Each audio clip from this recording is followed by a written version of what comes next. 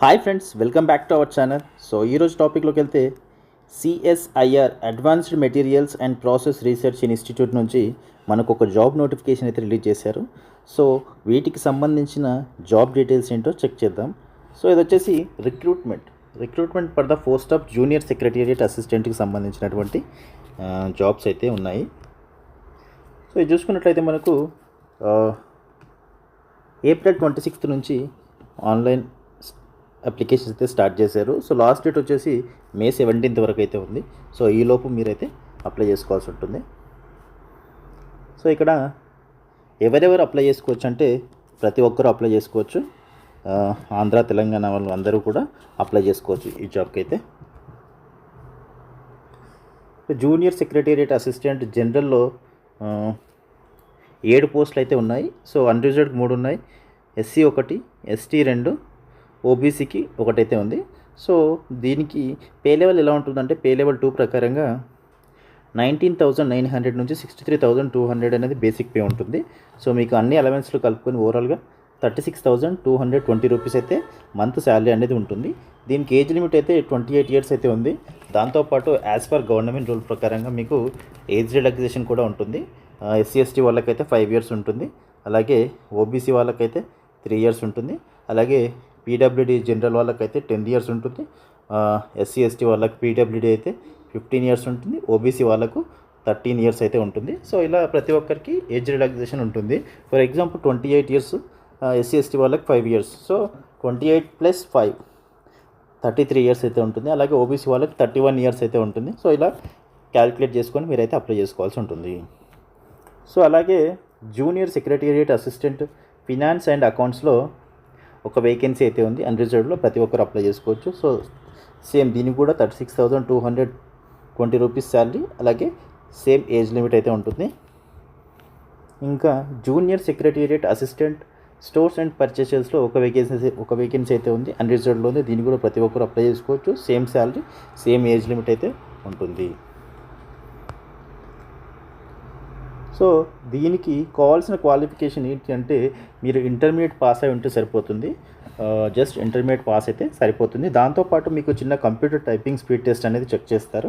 మీ computer knowledge అనేది, computer మీద awareness ఉందా లేదా అనేది చెక్ చేస్తారు. సో చిన్న టెస్ట్ అయితే ఉంటుంది.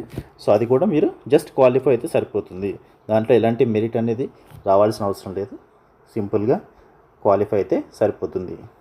సో ఇక్కడ బెనిఫిట్స్ అండర్ కౌన్సిల్ సర్వీస్ అనేది ఇచ్చారు. ఏమేమి బెనిఫిట్స్ ఉంటాయి ఈ దాంట్లో అనేది మీకు ఇక్కడ చాలా ఇచ్చారు. ఒకసారి అయితే క్లియర్గా చదువుకోండి. అలాగే అదర్ కండిషన్స్ కూడా మెన్షన్ చేశాడు. సో కండిషన్స్ కూడా చాలా ఉంటాయి. ఒకసారి అయితే మీరు అప్లికేషన్ స్టార్ట్ చేసే ముందు ఇవన్నీ ఒకసారి చక్కగా క్లియర్గా చదువుకునే ప్రయత్నం అయితే చేయండి. ఆ తర్వాత మీరు అప్లికేషన్ అనేది స్టార్ట్ చేయండి. సెలెక్షన్ ప్రొసీజర్ కూడా ఇచ్చాడు ఇక్కడ.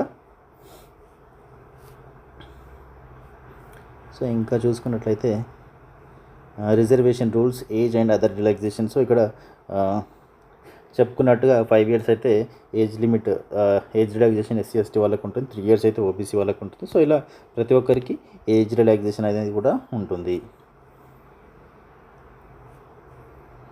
అండ్ ఇంకా చూసుకున్నట్లయితే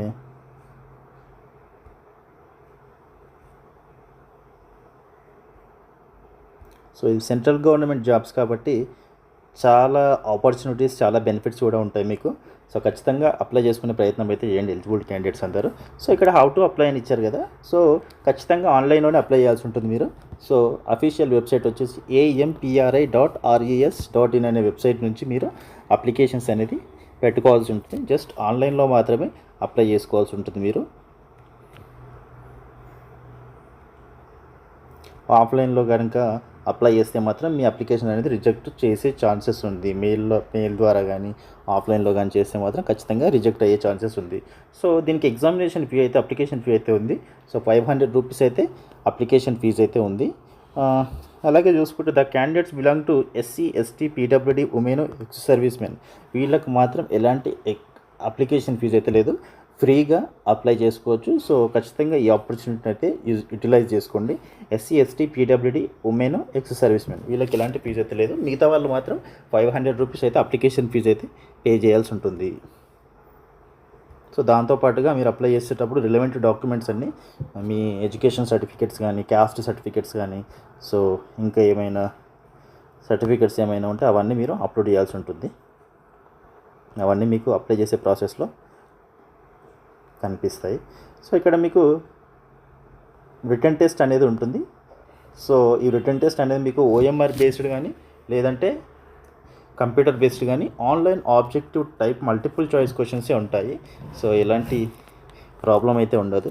సింపుల్గానే ఎగ్జామ్ అనేది మీకు ఆబ్జెక్టివ్ టైప్ క్వశ్చన్స్ మాత్రమే ఉంటాయి. సో మీడియం ఆఫ్ క్వశ్చన్స్ వచ్చేసి మీకు ఇంగ్లీష్ అండ్ హిందీ లాంగ్వేజెస్లో ఉంటుంది. ఇంటర్మీడియట్ లెవెల్లో ఎగ్జామ్స్ క్వశ్చన్స్ అయితే ఉంటాయి. ఓవరాల్గా 200 క్వశ్చన్స్ అయితే ఉంటాయి. మీకు 200 క్వశ్చన్స్కి 2 hours 30 minutes అయితే టైం ఉంటుంది. సో ఈ 2 hours 30 minutesలో మీరైతే ఎగ్జామ్ అయితే రాయాల్సి ఉంటుంది. సో ఇక్కడ చూసుకున్నట్లయితే మీకు పార్ట్ 1 పార్ట్ 2గా డివైడ్ చేశారు. సో పార్ట్ 1లో వచ్చేసి మెంటల్ ఎబిలిటీ టెస్ట్ ఉంటుంది. 100 క్వశ్చన్స్ ఉంటాయి, 200 మార్క్స్ ఉంటాయి. అంటే ప్రతి క్వశ్చన్కి 2 మార్క్స్ అయితే యాడ్ అవుతాయి. ఇక్కడ ఎలాంటి నెగిటివ్ మార్క్స్ లేవు కాబట్టి మీరు 200 క్వశ్చన్స్కి 100 క్వశ్చన్స్ అయితే అటెంప్ట్ చేయొచ్చు. సో ఇది జస్ట్ క్వాలిఫైయింగ్ నేచర్. ఈ ఎగ్జామ్లో మీరు క్వాలిఫై అవ్వాల్సి ఉంటుంది. దాని తర్వాత మీకు పేపర్ 2 అనేది ఉంటుంది. పేపర్ 2లో జనరల్ అవేర్నెస్ నుంచి 50 క్వశ్చన్స్ 150 మార్క్స్ అయితే ఉంటాయి. అంటే ప్రతి క్వశ్చన్కి 3 మార్క్స్ ఉంటుంది, ఒక నెగిటివ్ మార్క్ కూడా ఉంటుంది. అలాగే ఇంగ్లీష్ లాంగ్వేజెస్ నుంచి 50 క్వశ్చన్స్ అయితే ఉంటాయి, 150 మార్క్స్ అయితే ఉంటుంది. సో ఇక్కడ కూడా ఒక నెగిటివ్ మార్క్ అనేది ఉంటుంది. సో దీన్ని బేస్ చేసుకొని మీకు జాబ్ సెలెక్షన్ అయితే ఉంటుంది. సో ఇక్కడ 100 క్వశ్చన్స్కి 300 మార్క్స్ అయితే ఉంటాయి. సో దాని తర్వాత మీకు ఈ ఎగ్జామ్ అయిపోయిన తర్వాత టైపింగ్ టెస్ట్ అనేది చెక్ చేస్తారు. జనరల్గా నార్మల్గా మీకు టైపింగ్ అనేది వచ్చా లేదా అనేది. ఇంగ్లీష్ టైపింగ్ స్పీడ్ అనేది చూస్తారు. 35 words per minute అయితే ఉండాలి.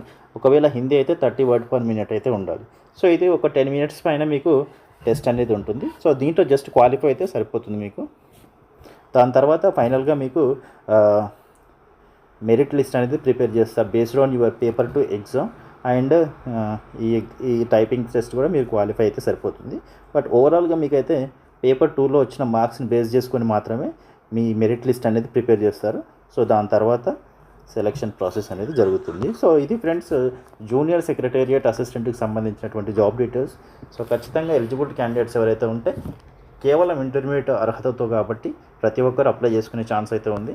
సో ఎలాంటి ఆలస్యం చేయకుండా వెంటనే అప్లై చేసే ప్రయత్నం అయితే చేయండి. ఐ హోప్ ఈ ఇన్ఫర్మేషన్ అయితే మీకు ఖచ్చితంగా యూజ్ అవుతుంది అనుకుంటున్నాను. వీడియో కనుక నచ్చితే లైక్ చేసి, షేర్ చేసి, కామెంట్ చేయండి. అలాగే మన ఛానల్ తప్పకుండా సబ్స్క్రైబ్ చేసుకోండి. And thank you so much for watching this video.